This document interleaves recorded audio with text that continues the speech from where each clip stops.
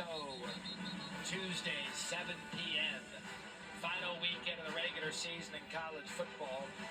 As we take a look at this week's college football playoff rankings brought to you by Capital One. There was some movement because of all the upsets in week 13. Top four, same as it ever was. Wow, Georgia will take on Georgia Tech tomorrow at 7:30 p.m. This weekend, SMU finally getting respect by the committee. Put them in at 9. Absolutely. Oh, so now it's gonna be for Saturday? Oh my goodness. You're thinking they're gonna stay in the top 10 of the rankings. It'll be a top 10 showdown in the ACC championship. So will the committee punish the loser of that game, potentially knock them out of an at-large bid? Will be really interesting. First down throw again, DeWosier. They must have seen something on film that said, we're just going to unleash DeWosier on him in a gain of 9. Entering this drive, Memphis 6 plays of 10 or more yards. And it's been DeWosier all game. It has been. And Mario Anderson Jr. came in the game with 44 catches. So It's not like we have a running and a receiving back. But DeWosier is getting the work and finding the seams in that Memphis defense. 5 straight completions for Hennigan. DeWosier now on the ground. He's going to be on 2nd and 1. They'll give him the first down. Brought down by Parker Peterson.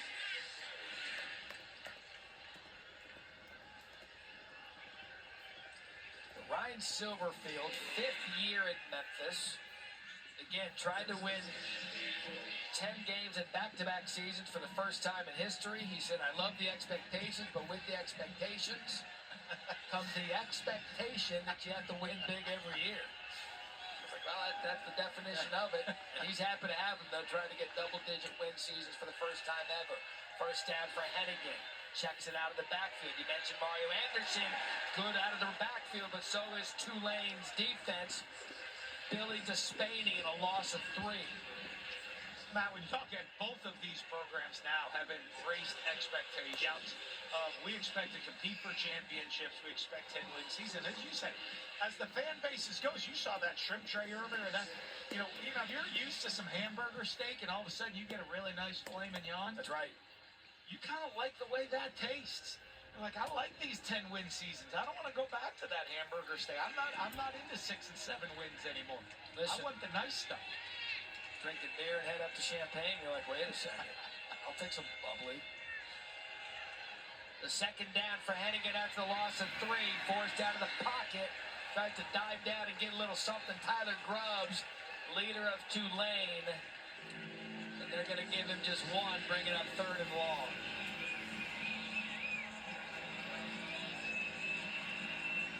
We were talking during the commercial break how big of a possession this was for Green Wave defense. It's been the leader all year.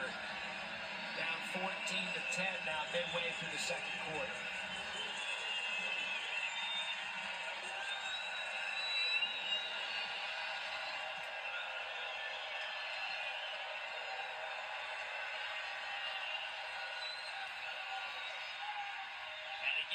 Soft spot of the defense, and is that good quarterbacking or what? Brady Clue set right in the middle of the defensive coverage for a gain of 12 to move the chains, and now here comes the tempo from Memphis.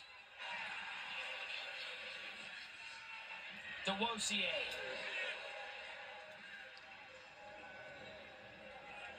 What a great conversion you watch with Hennigan. That maturity to stand in the pocket and dropping 8 to not panic. Stay in the pocket, let the rush develop, and go through all of your progressions. Move the chains. And movement by Tulane's defensive front. Hennigan, be interesting. Yeah, he gave the hard clap.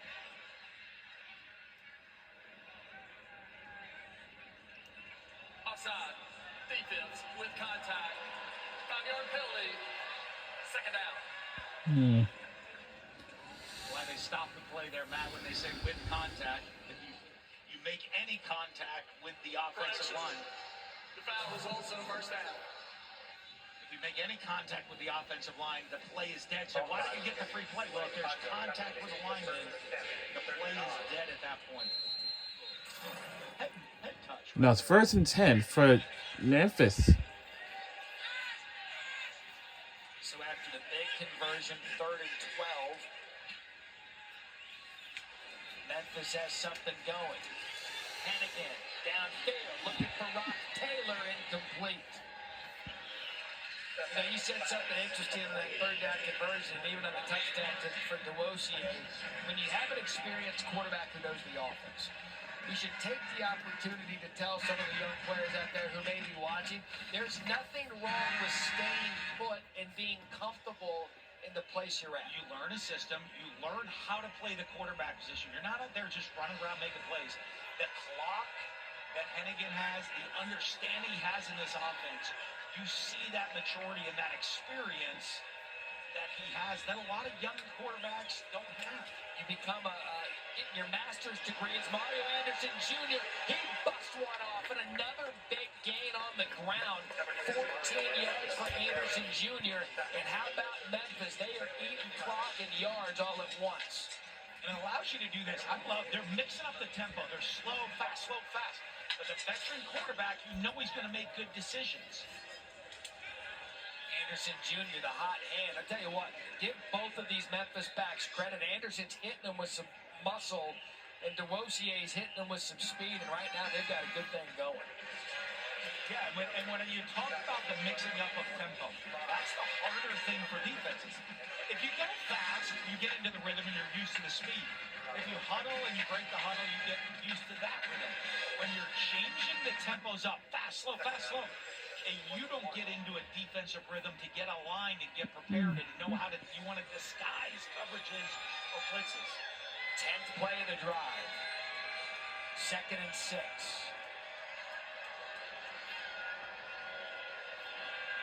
Hennigan out of the backfield for DeWosier. Can he make a man miss?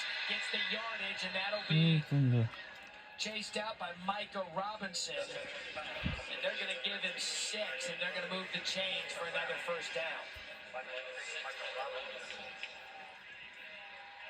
Neat little play there with it, but they put the receivers all to one side and swing DeWosier out to the wide side of the field where it creates a one-on-one situation. He's able to make a little miss and get some extra yards in those one-on-one situations. Drives well over 5 minutes. Anderson in the backfield to give to Anderson, and he's trying to muscle his way up there. Tulane takes about 5 of them to bring him down. Terrell Allen, one of them, and a gain of 3. Matt, we talked about it, the explosive plays of these teams. They're 2 of the top time of possession teams in the country. And well, explosive teams, are the time of possession? It is how they do things. We're approaching the 2-minute timeout here in the first half. And it's when you're playing either of these teams, you have to be very efficient with your possessions because you might not get a lot, even though it's an explosive, high-scoring game. And you mentioned the 2-minute timeout. They're so good with their time of possession. Like, we will take you to the 2-minute timeout. Think about it. So they are eating minutes. Just like you need to get it in the microwave right now. Yeah. And that's the cheerleaders again. We'll be right back. Okay, everybody got their